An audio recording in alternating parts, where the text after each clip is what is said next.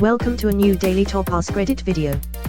Today's topic: doctors who have been in an "is anybody here a doctor" situation. What happened? My mom has had to respond twice on flights when someone was in distress. The first time was in the air and a guy was having a diabetic low. She monitored him until we landed. The second time was sitting on the tarmac when a guy had a stroke. They delayed the flight and took the dude off the plane. She also said that after the first one, the airline sent her a thank you card and said please use these enclosed vouchers to get tickets to a destination of your choosing, but they forgot to include the vouchers. She said she thought it would be rude to write back and say hey you forgot the vouchers. That's how they getcha. Also good job on your mom in both cases. Sounds like someone took the free flights for themselves before sending the card out. Edit, spelling. Forgot haha just kidding around. No honestly you're probably right though. My friend has had it happen twice to him. Both heart-related in restaurants. Was able to use a defibrillator to save one's life and the other unfortunately passed. Defibrillators don't work if the heart is completely stopped, and CPR is a long shot and didn't work in this case. What is it about restaurants? I witnessed someone legitimately choking in a restaurant years ago. A friend with me used to provide first aid training including CPR and Heimlich. 5 seconds after the lady's daughter screamed for help, a guy was already trying the Heimlich. My friend was by his side and talking him through it since he wasn't trained, just a good Samaritan. It seemed like it took forever for EMS to arrive. They took the choking lady out to the ambulance and stayed in the parking lot for several minutes. I took this to be a bad sign. Was told later the food was far enough down that it had to be surgically removed. The lady didn't survive. I think about it now and then. Hope your friend is doing okay. Edit, I meant first aid, but fist aid is too funny to change. Edit 2, I'm getting a lot of comments about the way I worded this. Just to clarify, the choking part makes sense, but I've seen several stories about heart attacks in restaurants. Not to mention knife attacks. I was trying to ask, what is it about restaurants that involve tragedy/death? Not chewing enough, talking as they are eating, suckling therein, means big chunks of food get sucked into the windpipe and lodged there. Many people do not realize that defibs correct the heart rhythm and will not work on anyone whose heart has stopped. I always thought it would shock the heart to start again if it has stopped beating. Yeah, you can thank TV for that. Asystole, the flat line, is not a shockable rhythm, and an automated defibrillator won't let you shock someone in asystole. Ventricular fibrillation and pulseless ventricular tachycardia are the shockable rhythms. My wife is a doctor. She passed out on a plane trip and we had to see if there were any other doctors. Well, don't leave us hanging. Were there any U/astro_prof? No. She's still passed out on that plane. My father, doctor, 30 years ago was sent to work in southern Italy, although he already lived with my mother in the north, and a large part of the salary ended up in tickets to return by plane every weekend. The fact is that during the flight to the south, lasting about 1 hour, they do not give anything to eat except they pass with a trolley to give candies. Needless to say, the classic situation of the old woman who chokes on it and cannot breathe. My dad was called and with a few heavy blows on the back he managed to get the candy out of the poor old woman. A week goes by and the day of the return on the plane comes. The trolley with the candies passes promptly and out of nowhere a girl sitting in front of my father who was trying to get one is blocked by her friend. Don't take it. Last week they told me that an old woman got choked up and to free her a doctor had to slap her really hard on the back. I like the thought of an Italian flight where everyone panics, but they find a doctor, and he assesses the situation very carefully and he chooses not to use the Heimlich maneuver, but instead of that, professionally elects to slap her on the back, but like really hard. I'm a nurse. We're taught to do 5 hard back slaps before moving on to abdominal thrusts. Edit, I'm in the UK. It may well be different elsewhere but that's certainly what we're taught here. While we were on our descent, somebody lurched over in their chair and became unresponsive, tachycardic, and diaphoretic. The whole episode lasted for about 2 minutes. Then he woke up and vomited. I figured he had an arrhythmia, and recommended he not take his connecting flight to Cleveland, and instead go to the EMS was waiting on the ground and helped him off the plane.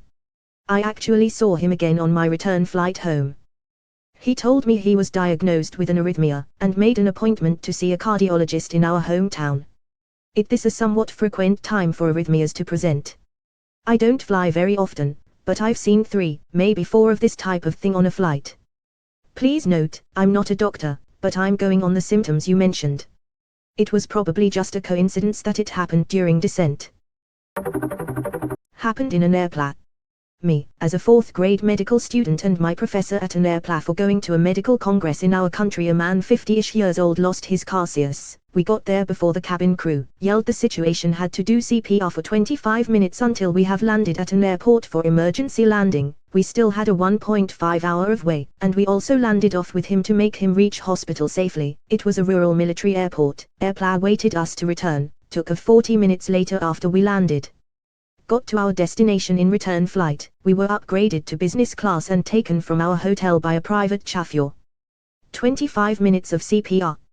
You must have been exhausted afterwards. Even 5 straight minutes on a dummy, and I was telling the dummy he wasn't going to make it. You are awesome. And your English is great. We were 2 people and turned in every 2 minutes. I would be giving breathes and my professor would be on compression or vice versa in minute 15. We got a shockable rhythm, so we gave some shock also at ambulance. He had a regular heartbeat. It was nuts. 4th grade medical student. Hey guys, we found Doogie Howser over here. I got the joke RN, I had to Google. English is not my native language. Also we have a 6-year of medical school after high school. We say grade X for the year, not M1, M2 etc. I'm currently a 1st-year resident, internal medicine in Sweden. This happened last year, about a year after I graduated, so I was still relatively fresh out of med school. I was flying home from my vacation from the Mediterranean, a 3-hour flight, when they announced on the speaker system that they were looking for a healthcare professional. Stood up when they called out a second time, maybe 15 seconds later. It was me and a bit older nurse who went up to the front rows where a middle-aged male was awake but unresponsive.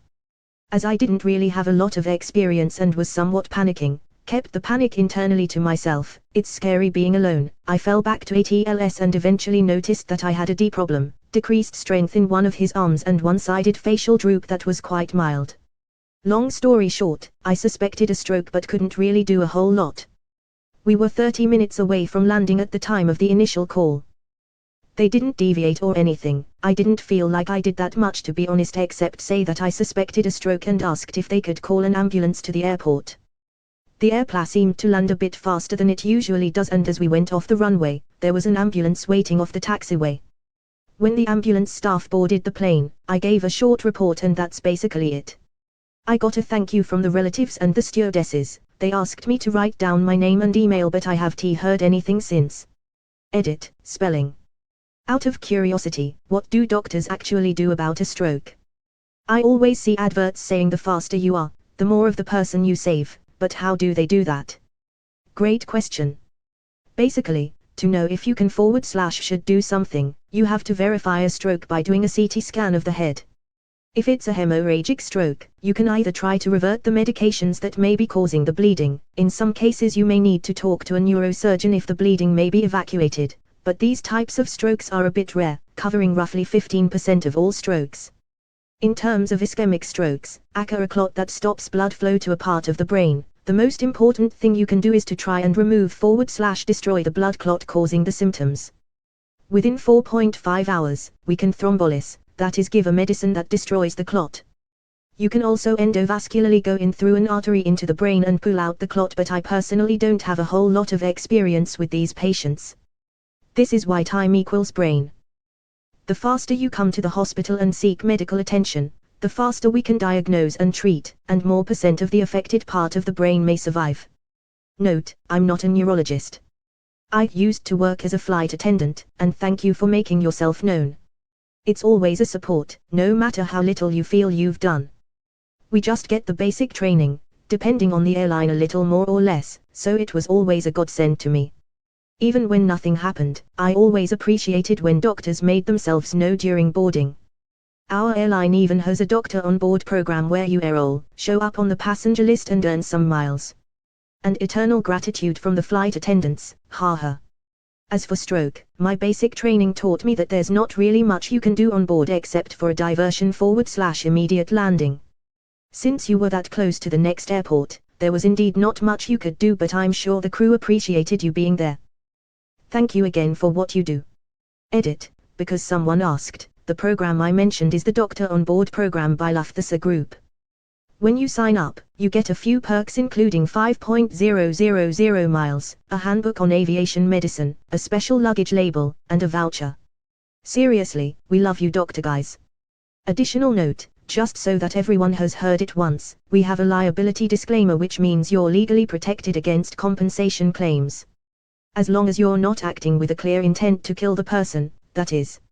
Skilled lay assistants are equally covered, so I also love you nurse guys and paramedic guys and basically every decent human being who is willing to help.